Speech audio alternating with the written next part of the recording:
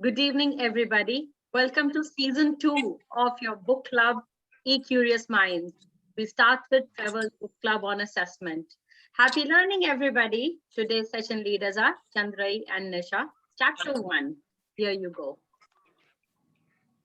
So, welcome everyone. On behalf of Nisha and myself, I would like to firstly thank Pallavi for bringing us all together. And what a wonderful way to begin from last night. We straight jumped into today with this book. And I think what we ended off yesterday, was why are we all here? And I think that whole purpose continues. We are teachers, and also the fact that all of us are learners for the benefit of our students, our learners. And that's the purpose behind what this book is all about, that who are we and how are we taking care of our learners? Do we know our learners? And that's where we are, inquiring into this book literally. So Trevor Mackenzie has, proposed lots of interesting things through the book. And the first two chapters actually kind of sets the tone into the book, and that's what Nisha and I will be doing today, is to get you to start thinking about what the book could be all about. So it's understanding what our values, what are our beliefs, what are our partnerships with our students. That's what it's all about. So I'll hand you over now to Nisha. Okay, thanks, Chandrai. Yes, so we are getting into the student-centered assessment beliefs. So what are those student-centered assessment beliefs? So what I would like you to do is we're going to be having an open discussion, and the prompts are first, what do you understand by assessment? How does it look at your school? Do students have opportunities to reflect? And what is the culture of assessment in your school? So A, how does it look in your school? And do you have a culture of assessment in your school? And how does it look? So it's an open yes, open discussion. Anybody can go. Okay. I'll start. Yes, Seema, yes. Go ahead. When you say what do you understand by assessment, then I would say the assessment is just a kind of it's a way of it's a way of understanding the learning of the students. What have they learned for that particular concept or topic?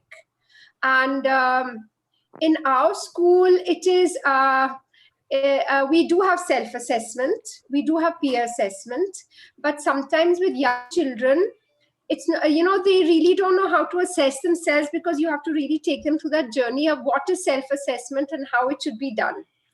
Coming to peer assessment, again, I feel that peer assessment, again, it is very necessary for the teacher to guide the children, that if you're assessing yourself or if you're assessing your peer, how are you going to go about it? Yes, in school, the students do have opportunities to reflect on their learning, and generally we do give them it could be the reflection, could be through a role play. The reflection could be just through a maybe talk about it, or giving them a graphic organizer on the reflection. Reflection does take place, but again, with young children, again, a lot of guidance is required from the teacher. The culture of assessment in the school I'm teaching is, as I said, it is ongoing, it is formative, and we also have summative, which is at the end of the that particular concept or topic to gauge their understanding. So it's formative and summative both. Anyone would like to talk? We have hands up. We have Krishna's hand up. Yes, Krishna. Thank you. Good evening, everyone. Again, so in what I understand by assessment is that it is for teachers to understand where which child is at which part of the learning. I mean, in a continuum process. In my school, we have assessments which are formative as well as summative, and we also have ongoing assessments for the concepts as well as for skills. And as a whole, we have the assessments where children also, especially when it comes to the tasks for assessments, we do try that if they are, especially the upper elementary, they can have their student choice, voice, and ownership, where they can set their learning goals and criteria, success criteria, as well as they can set their standards, like, for example, if they have to self-reflect, they can choose the medium of how they wish to get assessed, and also how they would like to set their standards for that assessment procedure. So if it's upper elementary, they get to do like that. And as Seema ma'am just said that, for younger children, it becomes a little difficult because they're still learning into that process. So probably with them, what we do is more of self-assessment is more of just simple 3 words, one smiley face, one which is like just a flat face, and maybe one which is a little sad. So that gives them a little idea of self-assessing, and then they move forward gradually towards it. So that's how it works, and that's what my understanding about assessment is. We have Thank 5 you. participants who have raised hands: Sonia, Mani, Purti, Swati, Archana. Yeah. Would like to take all 5 of them? We Could we just add it in the chat box, Yeah. Nisha? Yeah. Can we add a Yes, few in the yes, chat? yes. Yes. Please do. Whom would Okay, you so like to take? I'm Sonia, so I sorry think- to interrupt. Can somebody guide me? Where is this raise hand option? I'm not able to see. In reactions. In the reactions. Okay, thank you. Reactions, Thank you get you. Yes, Sonia, please go ahead. Yes, so in my school, what we understand by assessment, it's an ongoing process. It is at every stage of learning. It begins with the prior knowledge, where we assess the prior knowledge so that can inform our teaching practices. It is like the others said, there is a formative assessment that happens. At the end, now because of the enhanced PYP, we have sometimes also let go of the summative assessment, where we may just assess the enduring understanding of what was our central idea or of the concept. But the culture of assessment, again, I can say, I think confidently, I'm a grade 5 teacher. There is no fear of assessment. It's a very open thing. Learning goals are shared with students prior to the learning experiences. Many a times, I think most of the time now, maybe the rubrics and the success criteria are co-constructed with the students. So I think share that it is quite a constructive and a mutual process of assessment at school. Thanks. Can I So just I'll add? let Nad- If I could yeah, add yeah. on. Yes, please. Yeah. In my school, we are looking at assessments. We believe that assessments, all the stakeholders, it affects all the stakeholders. For the students, Yeah. it would be where they are in their inquiry and their learning, and then how they can set more goals and how they can take their learning further. So that's how it is for the students. For teachers, it is about how are they facilitating the inquiry. They look at differentiation. It gives them an idea about how they could plan further or modify their plans. So for teachers, it is about differentiating and again looking authentically at whether their planning has been successful and what modifications need to be done. For the management, it is about policies and PDs. So the data that we receive from the assessments, we look at, so then we look at our policies, we look at our professional developments that need to be done. That's how we look at it.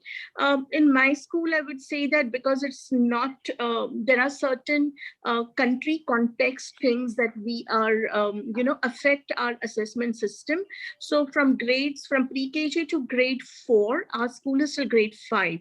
So pre-KG to grade 4, we have our prior knowledge, formative, summative, and around, continuous assessments, co-construction of assessment criteria, as well as tools, right from solos to blooms to we use grasps, continuums, single point rubrics. So all kinds of things are being looked at.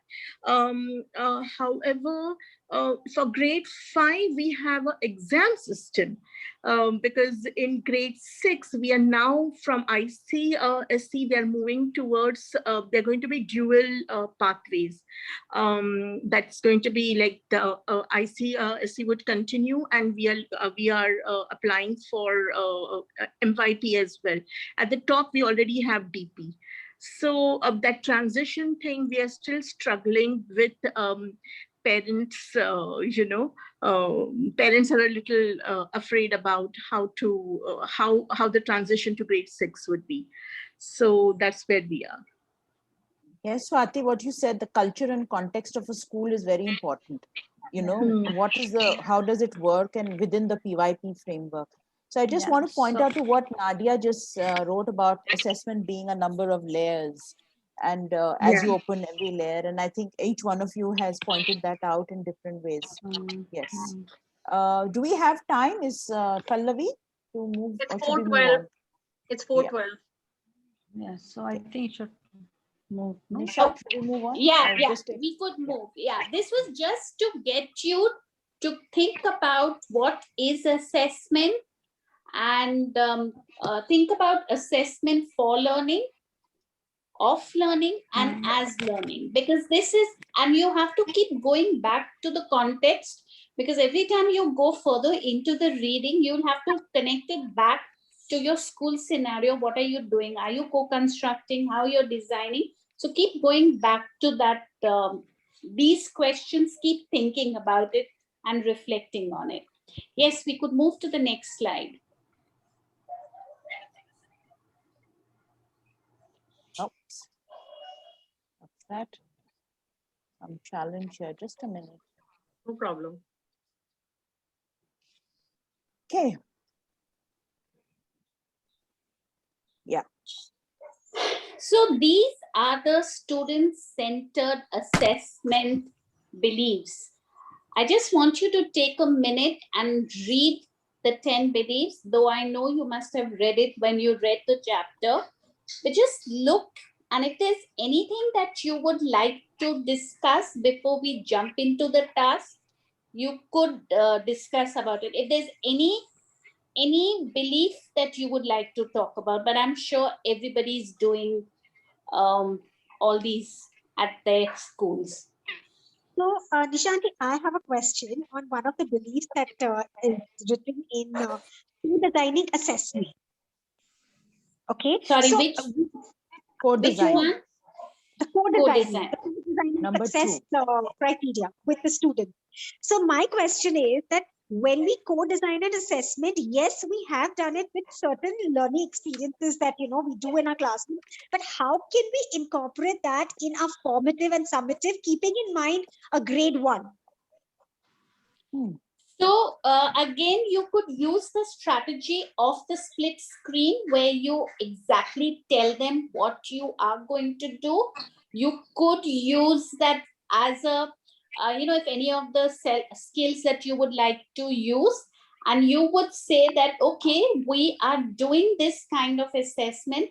So what are we hoping to achieve if we are going to be researchers or if we are going to be collaborators? And then you put down the criteria. You could put it on a blackboard because these children are quite young. They can't write it down. But put it down. You are designing it with them, but you are provoking them to think how and what needs to be looked into. So use the concept of split screen over here while you're co-designing it. Okay. Yeah, I agree with you. The thing is, in grade 1, grade 2's lower classes, what we do is we actually analyze the task. So if you break up the task into bits, from there we get to know our task expectations. And then you also look at the ATLs that are, have been identified not only for the unit, but sometimes the task. When you look at the task itself that has been designed, you will find that certain ATLs go more with the task. So if you look at the PYP, the ATL document, which has what the teacher should do and what it will look like for students, if you look at that bit of it, you may be able to pick up a few pointers that will help you to construct your assessment tool. So, Yes. but analyzing the task definitely helps. Yes. Archana has been raising hand. Yeah, I would like to add that while you are teaching or modeling a certain skill or a concept, when you lay down all the expectations clearly to them, okay? So when you will ask them with a split screen, they will be easily coming out from the kids. Okay. All right. If I may just add that, you have to model it with grade 1 students. If you want them to learn how to co-design at the beginning of an academic year, when they are more learning to be more independent, somewhere you have to model it with the goal that they can co-design success criteria, even suggest what kind of tasks they would want. So giving them that ownership and agency to have a voice gradually helps. It's not that, you let go and let them do everything. It takes a little while and model it for them and guide them that is the expectations. Chandra, Soumya has been raising hand for a long time. Yes, Soumya, please go ahead. Good evening, everyone. I have a perspective about the first point, which is learning goals are shared with students.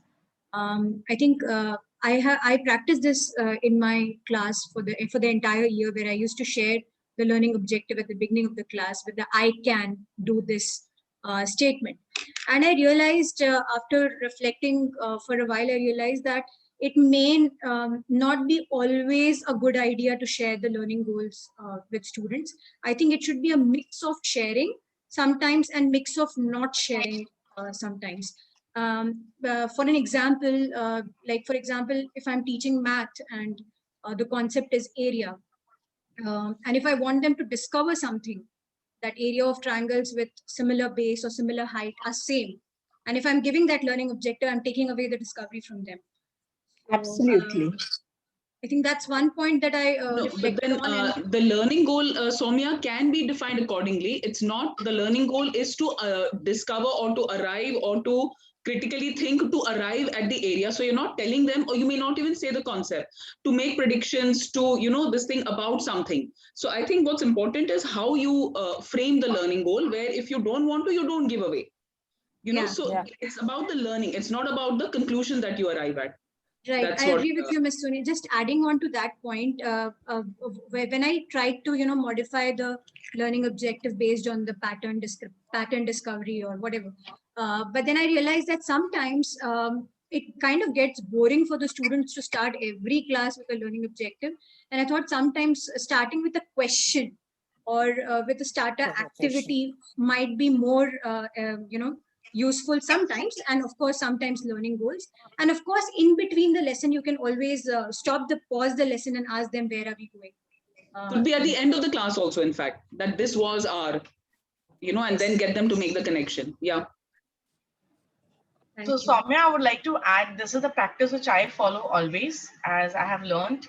The starter constitutes just the first 5 minutes, where it's like a teaser, and then slowly I unfold the learning goals and I keep displaying it to the students, so they see as they are learning that this is what is expected of them. I think that is kind of important for the child to know, otherwise they could just meander away from the main objective, so somewhere, the learning goals do come after the starter, not at the onset of the class, but that is how I practice. My starter constitutes just the first 3 to 4 minutes of the lesson, and then the learning goals are made clear to the children, I would like to add about... Thank you, everyone, because, this is just a precursor.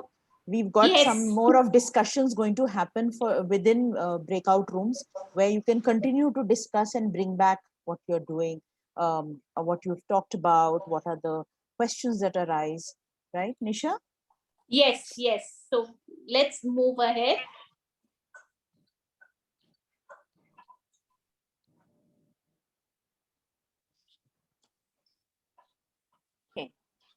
Sorry, and here we go. Okay, so we are going to move into a Jamboard. The link has been put over here. So what you need to now think about is how can we infuse student voice? And we are still talking about assessment. We've not moved from assessment. Some beliefs around teaching and learning that we would like to let go of, something that you would think that it's not important and it's important to drop it now, is something that we would like you to think about it. Okay. Just a minute. Can you share the link in the chat? Yes, yes. So Pallavi Thank will you. request. So are we going to be telling them the thinking routine now or later? No, just the Jamboard and then will Right. be the thinking. Right. So I'm going to just share the link in the chat box, and please open your Jamboard link before you go into your rooms. And you want me to share it in the WhatsApp, Pallavi, or is it okay here? It's okay here, but it asks for Yeah, access. in the chat. It's asking for access. Yes. Yeah, she has to open the sharing settings. Nisha? Yes. Nisha, yeah, just open sharing for all.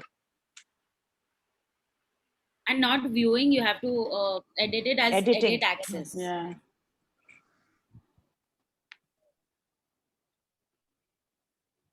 We are 43. How many breakouts would you be requiring, Chandrai and Nisha?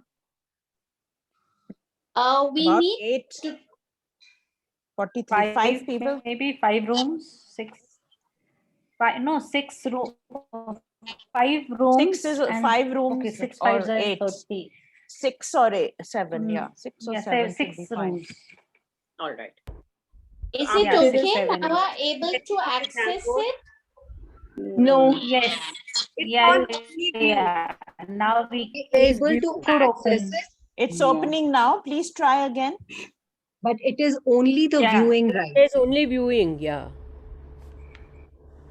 Viewing rights. So you need to share the change the link, rights please? if you want us to. As I said, give editing rights. Yeah. How do I do editing rights? So when you go and click the link where you're doing the sharing, down it gives you view or edit. Edit. Okay, so I'm doing. Should I do it, Nisha? Yes. I can yes, also open please. it. Okay. Anyone can. Yeah. Do you edit. want me to? No. Yeah, I'm doing it. Yeah. Just Just change go it to share. I then made when you see everyone the link- editor, and I'm just sharing the link. Okay. Yeah, So it's opening now. please ignore the earlier one if you have been able to work on it. Great. And here's the next one. Yeah. I'm clicked on Chandra. I can see a lot of people. Yeah, yeah. Yeah, it's working now. Thank you. Thank you. Thank you.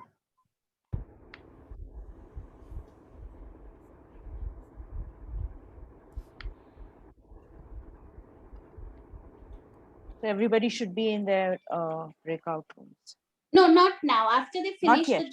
Jamboard, Oh. not yet. They'll finish the Jamboard and then Okay, we I go. think that's what has happened. Have they gone into the breakout rooms? No, I haven't opened any rooms. No. Thank you so much, Pallavi. No worries. So we have 10 beliefs, but we are doing it into 5. So 8 people in each room. Yeah. Yeah, I think that's better to have. Yeah. Yeah. Hmm. So that way each one will get 5 groups. So I'll that open mine. 8, not now, after 5 minutes. One should So tell we me could then give I'll them a number, no? Or which ones they want to. There could be some which get missed if we don't allow them the choice. If you could also share the Jamboard screen. I am doing that. Sorry, mine says view only. Doesn't allow me to write anything. Use the last link that has just been shared. Okay. Sonam, you have to select text box from there. Actually, the same link also will work, Chandrai. When you because reload it, yeah. it Yes, changes I've there changed. itself. It's dynamic. And even Nisha has changed it. So either way, Yeah. it's going to. Interesting to read what Yes. everybody is writing.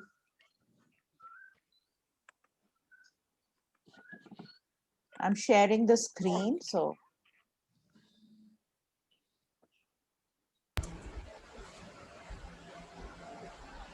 Yes, co-constructing success criteria does lead to students' voice. A lot of them have written co-constructing success criteria. I like Nadia's quote because that's exactly what Trevor is also saying. Get the children to do the heavy lifting. Yes.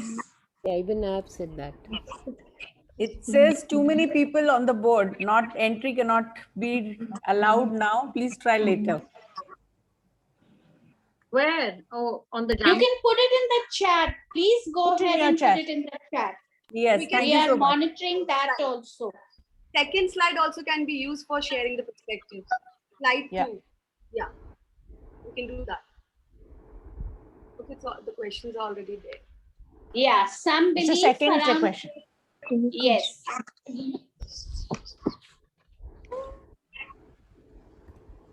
There's a second question on the second slide.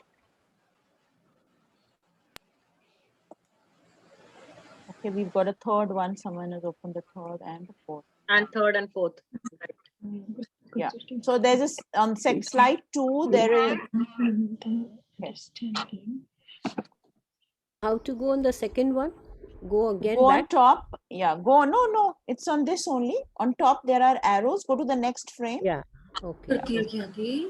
And what do we do? Same thing. Acha, same thing if you have not been able. Yeah. There's a So question that is given. Some beliefs on are third okay. one. It's now Yeah, moved to the third page. Yes. Yes. So you could add your We are learning reflections that here. we would like to let go of. Something that you would like to let go of, that you've been doing, and actually this chapter made you realize that this is something that is not going to work.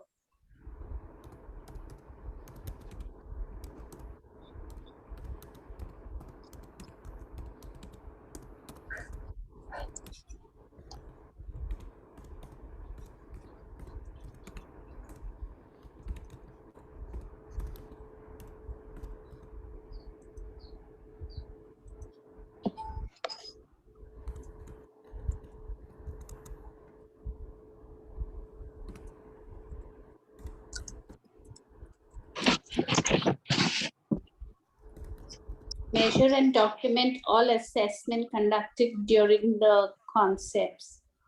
Being Being judgmental. It's Very true, interesting. Very interesting. Yeah. Judgmental. Are we judgmental? Break the culture of comparison. Please write your name on the post so we know who has written. Just that, we can make the conversation interesting.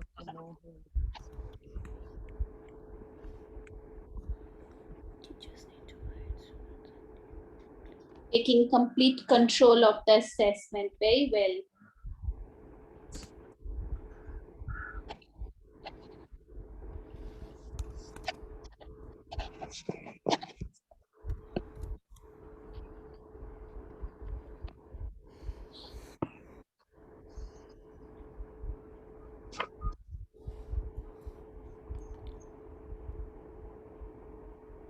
Yes, Meena. Teachers need to guide students and teach them things or concepts. Actually, co-construct with them. Absolutely. Yeah. These are all our new thinking, isn't it? So different from what culture of assessment we may have gone through or even experienced in our past as educators. Yes. Collecting evidence for everything. That's something we need to let go of.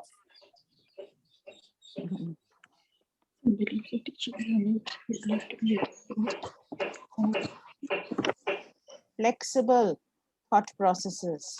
Flexibility, yes. Okay, I'm organizing this for everybody. You all keep writing. I'll organize. I was also moving. Fine, thanks, Actually, Pallavi. sorry. No worries, no worries. You do it.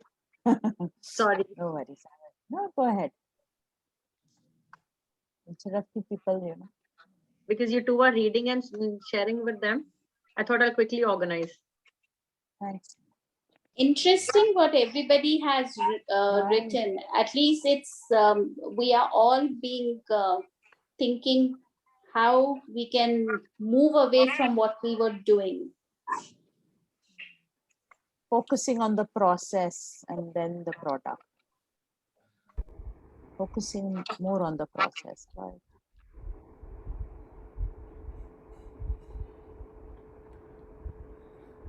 Yes, and Jeevni, very interesting, you know, do all students need to achieve a particular benchmark? How are their learning styles and needs different? What could be each child's needs and assessing them for that?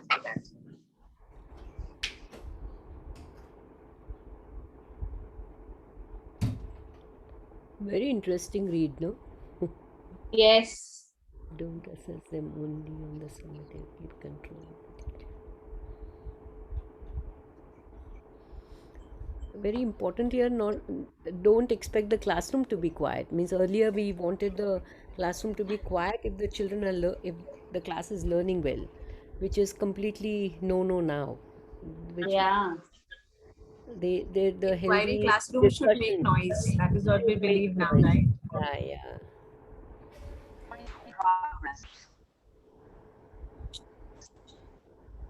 So that was real good thoughts, amazing. I mean, it's so wonderful to see everybody thinking so differently. Okay, so now what we are going to be doing is we are going to be breaking you up into the breakout room. There will be 5 breakout rooms and you have to pick up on 2 belief. So the breakout room number 1 will get 1 and 2 belief. Room number 2 will get 3 and 4. So just follow that. You need to use the thinking routine to record your thoughts, and the thinking routine is step inside. So we'll just tell you what is this is the thinking routine, which is called step inside. What can this person or thing see, observe, or notice? So that is about the belief, what you can observe, see, notice. You can talk about that. What might the person or the thing know, understand, hold true, or believe? And this we are linking it to the belief. So everything, it's not the person, but it's the belief. What might the belief or the thing care deeply about? What might the person or thing wonder about or question? So you could either put yourself as a teacher and talk about the belief, or you could put the belief in the center and discuss it. So what you have to do is, do the beliefs align with your school culture? How do you practice it? From the 2 beliefs, which one do you follow intentionally, consistently, and for growth in your practice? So first step you're going to do is the thinking routine. After you finish doing your thinking routine, you're going to be answering these 3 questions, that which one is which belief amongst the 2 do you think you align with? How do you practice it? And does it lead to the growth mindset? I open the room? Yes. How much time do we have for that? We are standing on 4:35. So can we give them 10 minutes? 4:45. Are you sharing any picture? No. Yes, please. Okay. Yeah. So 10 or 15 minutes, Nisha. So they'll have to come back and share from each of the rooms what was discussed Yes. and what was the Yes. highlight of their discussions. Okay. I'm So opening the rooms now. 10 minutes?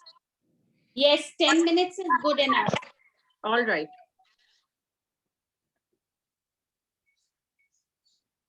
I'm opening.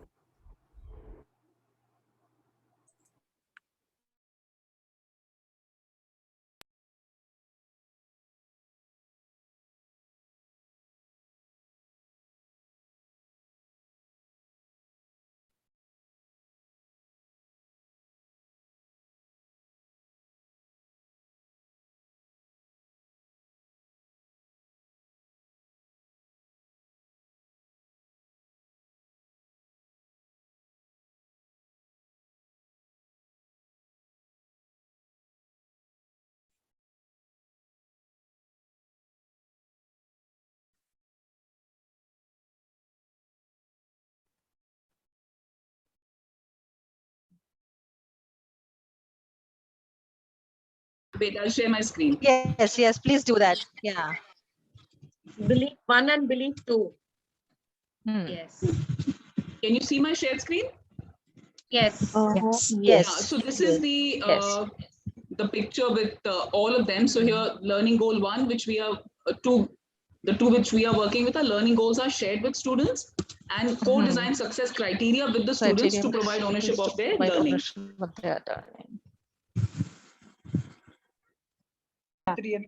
Yeah. Your group number 2 with belief 3rd and 4th. Teachers provide regular feedback. Yes. Yeah, right. So the task, you've got to step inside, think about it.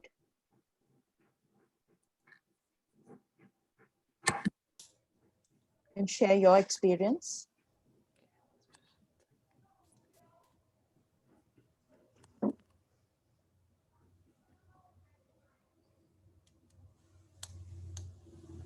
So we were all talking about assessments being, a part of an ongoing process. So what does this mean? Is there is a belief attached to about belief that all students will make a note of it? Yeah, yeah. Anupama, you're doing it? You're writing it down? Yeah, yeah. Yeah. So what I perceive, right? What I know of it. What I know of this belief. Yes. So the first one is the heart of the assessment. At the heart of assessment is the belief that all students can make progress. Yes. So yeah. So that's the. Add. I feel what I already know about it is that every student learns. There's not a situation that there's no learning happening, and there always has to be a progress from where the child is to where the next step should be. So it could be, without any prior knowledge also, we could bring it to the child to the current level knowledge. Maybe the child does not have any knowledge. And I also want to add to Anupama's statement that, as she said, all students learn at their pace. Correct. That's very important. Exactly. That word at their pace, because we have 30, 40 students in our class, but every student is learning at a different stage. So even the assessment, how they gauge it is very different, right? So I think that's the heart, at the heart of the thing, at what I know as a teacher. I know that each of my student will learn at a different pace. Sorry, your points are 5 and 6. Please look at that. Yeah, we're doing that only. Yeah, we are working on 5 and 6. Yeah, we are working on that. Also, I would like to add that, we have to incorporate different learning styles. They all at the high. So really, why don't you just reflect on your work and see whether, do you think in the continuum, are you at the extreme end, or do you want to be somewhere where you're working?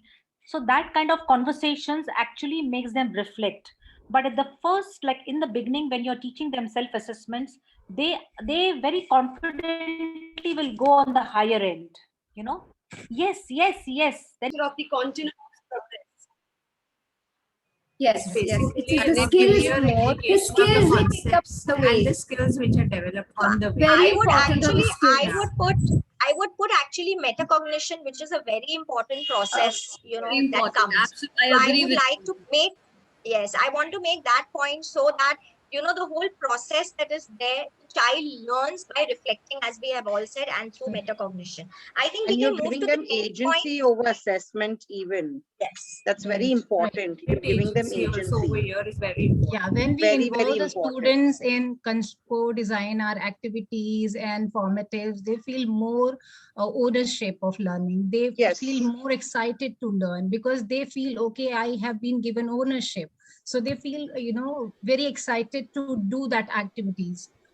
So the process And is very also, I think we're not. because, they get a point to reflect. They can go back and forth, and it is very important. And they can, change their learning. How they can take it forward. They can tweak a lot if we give more focus on the process rather than the product. So this is where the process is very important.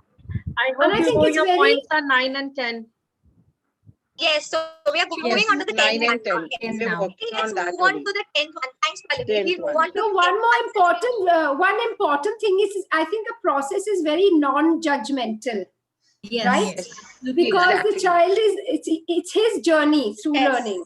So it's not the success criteria, and per day reflection could be added to that that rubric, that which we do probably at end of, for example, after a week, if we are doing a FA on 2 concepts that we have learned in this week, then what was the learning objective, what was the reflection, that reflection is getting added to the, that reflection in itself is getting added to the rubric rather than something else, is what I thought I could have done. How do you guys practice with respect to the time crunch? So actually your teaching, Soumya, will probably be more effective if your students know what they are supposed to achieve. So for example, if I take an example from maybe math, and if I say that the learning goal for this session is to understand equivalent fractions. So at that time itself, what I have done a couple of times is get them to understand, okay, what will be the success criteria based on the learning goal. So I say that, okay, this is what we want to learn, and how, when would you say that you have succeeded in learning this? And probably I can guide them in that I can create equivalent fractions given a particular fraction. I can recognize equivalent fractions. So at least if they understand this, that, okay, in today's session, maybe I don't have to create equivalent fractions. I only have to be able to recognize them through a figure, through shapes, through modeling or something like that. So you will also know that, okay, because with me, it's happened a couple of times, I go off track. So I'll start with equivalent fractions, and I'll, in that session, move on to maybe even the creating, oh, you have to multiply and divide. But if I am clear of the learning goal and my students know the success criteria, it helps to, break it down into a realistic time frame and helps the students understand. So then at the end, like you're saying, the reflection part, then they can reflect that, yes, I was, clearly I was able to recognize equivalent fractions. I was not always able to recognize, or I need help or something like this. Does it make sense to you? Sonia, I resonate with you what you're saying, because it gives you a clear roadmap where you're going. What is the expectation? Children are also very clear. I think with the young learners, this works very well. Also, if I may add here, Sonia ma'am, when you said I can, if you put up the statements, I can, and then you have them say, okay, I can recognize, I can identify, I can solve, whatever you said them, then if it's there on the display at all times, yes, then they know that where they are reaching. And this is something that I've started. Another thing that we've done is that last year when we were moving to virtual, would like to add to that even in our classroom, when we have like a presentation and we have peer assessment as well, so before the teacher can say anything, we allow the other learners to provide their feedback, so that it's not influenced by what the teacher thinks practically.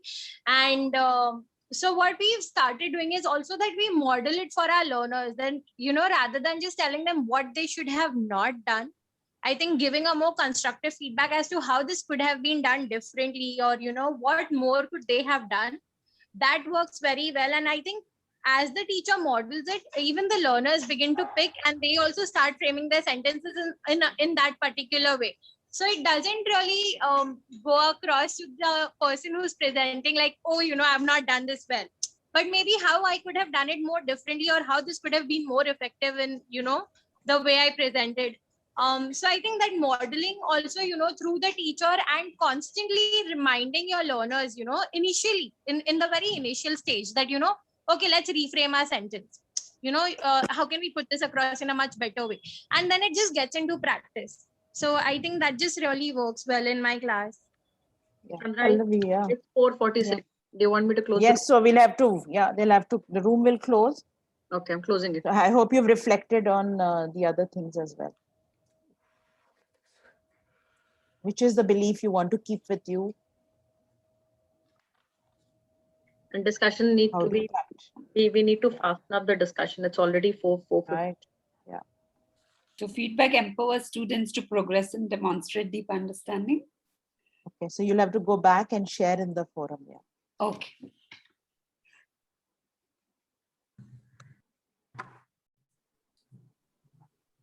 Discussion.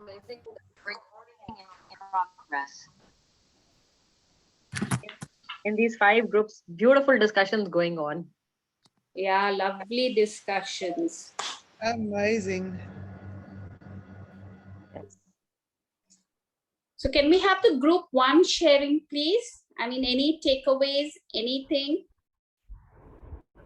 Okay, but the first two, which talks about the belief of, I just opened my book, learning goals are shared with students and how we are putting it in practice, each of us. And the second was co-design success criteria with students to provide ownership over learning. So the I can statements or setting goals per week helps them to set it when it comes to unit plan, co-constructing the success criteria at that point of time. So that was my takeaway or my learning. Also, the importance, I think, of what he mentions in the book is also of, the tasks, the routines, and then the protocol. So every small thing, how when it becomes a habit, and then the benefits that you see going ahead, and things that sometimes we perceive to be very simple and, oh, this is, such a small thing. But then the benefit, I think we had a very constructive discussion within the group that some things that we teachers may perceive as simple, but how it has immense benefit to the students and helps them to reflect on how they are learning. So I think, and obviously it was the first two.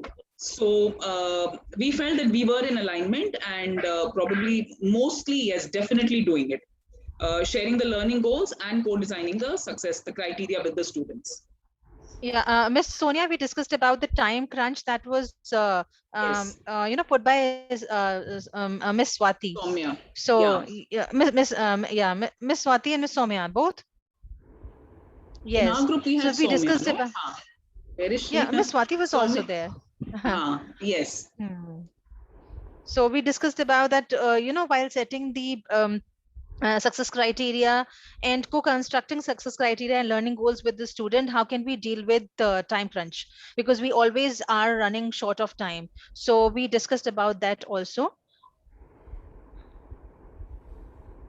Thank you. Thank you so much. Interesting. Group 2, would you like to share?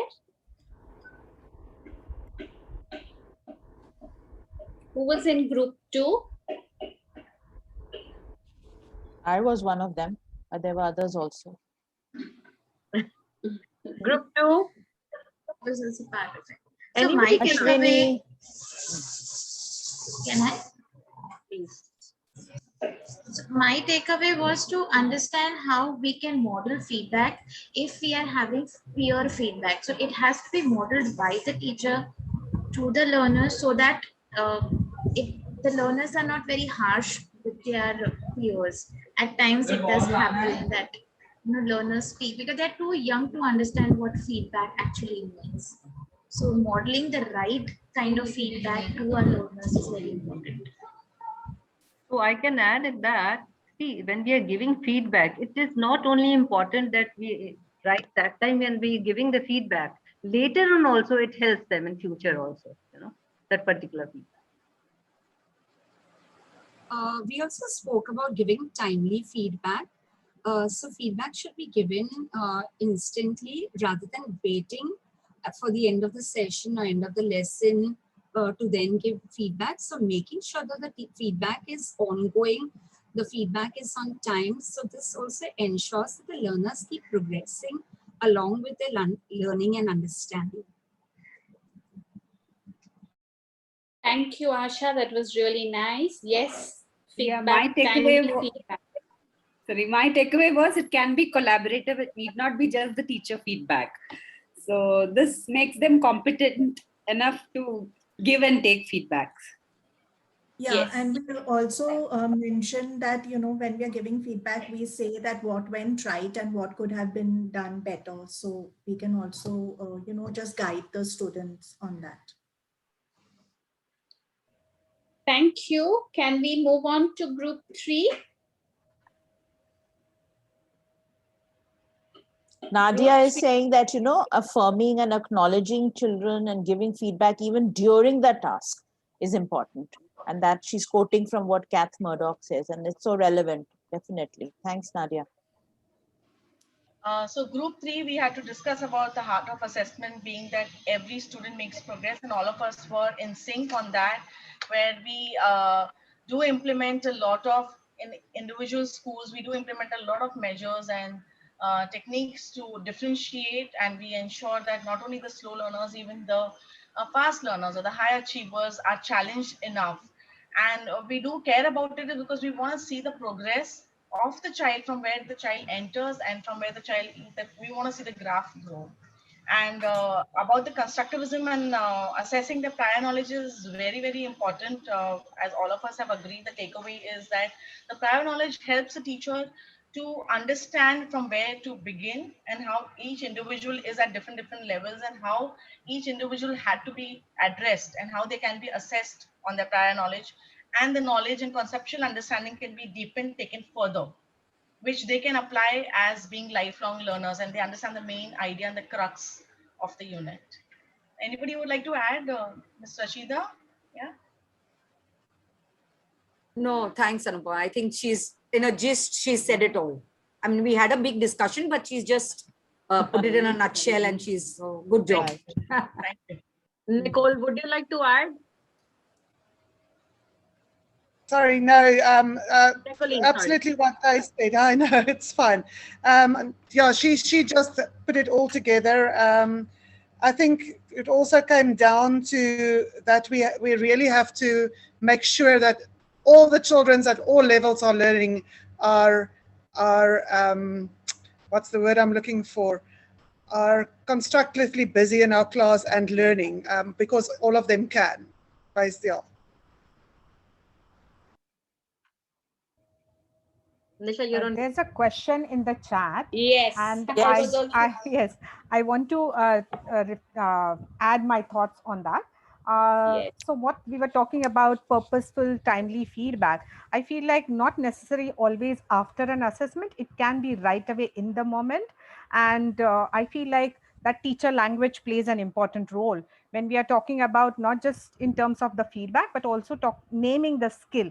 Because when we name the skill, when we are giving the feedback, it helps not only that particular student to whom we are giving the feedback, but also the other students to understand, oh, that's the skill, and that's how we are actually supposed to do that skill. And I have just created, that's my mission, to create all those specific concise words and phrases which teachers can actually use for something like, I like how you're connecting different concepts which we have learned, and then naming some of those concepts, or saying like, I like how you're linking your previous knowledge. That's an interesting way of bringing your real life examples to this concept, or saying like how wonderfully you're building off each other's ideas. That's how we build off each other's ideas. I think that that is what like helps them to understand, okay, this is how we actually discuss, and this is how we give feedback, and we will not get feedback saying, oh, that was nice. Instead of just saying that was nice, they learn this vocabulary and they understand how to give specific and meaningful feedback. True. Sanjeevni, now I just people want to. Sorry. Go People ahead. are asking for that document now, Sanjeevni. Please share in the group. Chandra, please, over to you. For sure. Okay, Yeah, so you I'm can going read back also to what. You can read more about it in the book Creating Cultures of Thinking by Ron Richard. It has an amazing chapter on one of those. That's one of the force of creating a culture of thinking, and that will be helpful. But yes, I'll create that document and I'll share it with all of you. Thank you, Sanjeev. I want to go back to what Soumya has written, that it's about written feedback. Feedback necessarily is not only written. Written means you're giving it after the task is over. It's an ongoing process. If your class is doing a task, walk around, talk to each child. And more importantly, that feedback is to you also as a teacher, that what you're expecting, maybe the children are not being able to showcase that or demonstrate that learning. So how can you tweak things around and relook at things also matter. So the feedback has to be an ongoing process, individualized, and not just a written comment which they will read some other time, right? Chandra, Yes. if you align that with if you align that with your learning intention and your success Yes. criteria, it Absolutely. helps the child to be on that track and to understand what are the expectations and what strategy he can move forward. And you align with the ATL or the concept, whatever. Absolutely. Yes. So meaningfully, that's where the meaningful bit comes in. I would like to add to what Ms. Chandra said. It is that when you give them timely feedback, you're giving them a chance to correct themselves. If they are meandering, come back on track. So this is not about done it all, like, you know, okay, you are here and that's it, you've done this wrong, this is right. No, you're giving them and you know, helping them, assisting them to do better and come back on track and give you what is expected of them.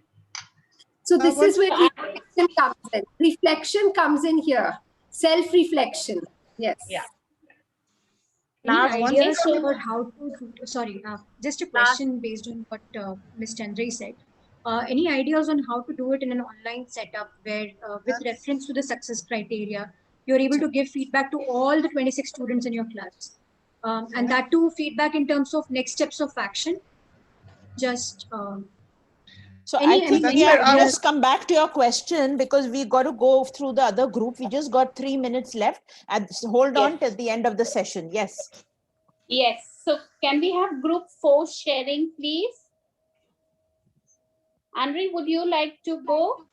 Yes. I think we focused more on 7 than on 8, to be honest, in our discussion, if I remember now correctly.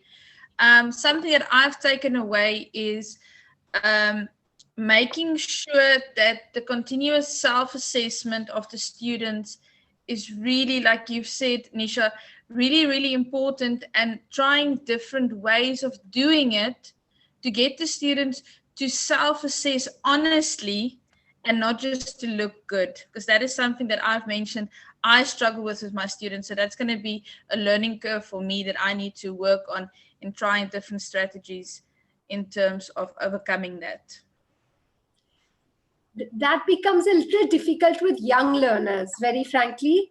They do not know how to self-assess themselves at times. Yes, older children can. It's easier for them. Yes. And the Have final you seen group? Austin's butterfly, Miss Seema? But sometimes younger children also can just do a simple thumbs up, or we just say yes, we could understand. Simple things they can. Simple things, yes. Yeah, but complex. A smiley or yeah, a smiley. Yeah. And also I feel when you give feedback to kids, they keep on, they keep watching you. How do you give? Slowly and gradually they also pick up that vocabulary. Role modeling. Also, when we keep talking about For early learning. 5 o'clock. One group is left.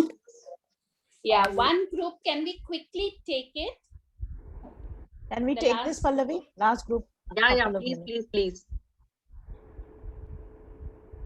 The last group. Group 5. That's our group, the process and the product. Yes. Want me to start with the point 9? Yeah, go ahead. Yeah. Hi, everyone. Good evening. Okay, when we were looking at point number 9, but before, when Ms. Sahu just said about that, the children won't be able to do it, but it also depends upon the teacher language, what you use in the classroom. That's very, very important. It takes time. It takes time. And it takes time. Yeah. It takes time, but they absorb everything, whatever you keep doing it. So yes, when we were looking at process over product, where we feel it's all multiple learning, where learners are just sharing their ideas. What we came to a conclusion, we have different kind of learners in our classroom, and where we have a process of learning, which is a true learners, learning coming out from them. Yes, and we all know the product is always going to be an outcome, which is always going to be a showcase. But when we have to analyze and reflect on it, that's a process where we all homeroom teachers, our coordinators, our leaders go and see class to class how the learning process is happening. That's a pure learning, I feel. So our team came to a conclusion called multiple learning. So that's where we came across this. Thank you. Point number 10, anybody could take up. Also to add, basically, in the process of learning, the fear of assessment also goes off. Okay, when you're assessing the entire process, the fear goes off. You have multiple chances to assess a child. He may fail at one step, okay? But when you're multiply assessing him, giving him timely feedback, and then seeing the improvement, he may climb the ladder of assessment. Also, what he can also assess himself, where he was and where he had reached, and what helped him to reach there. Okay, so I would also like to add to this is metacognition. I would like to add that in the process to product, what happens is that metacognition plays a very important role here, because the child can constantly reflect and say, hey, you know what, I think I could do this better. Hey, you know what, I think I made this mistake and I can do it better. So I think metacognition comes in the process to product, which is a part of it. Also, they are learning more skills, and then it's authentic, because it's you know, you actually, as a teacher, as a facilitator, you are observing. You can see the child going through that journey of learning. It's because it's an ongoing process. It's more authentic, and actually, you know, because you're observing so closely. I mean, you are, as a facilitator, observing a lot of skills around on the way. So at times, I think it's non-judgmental also.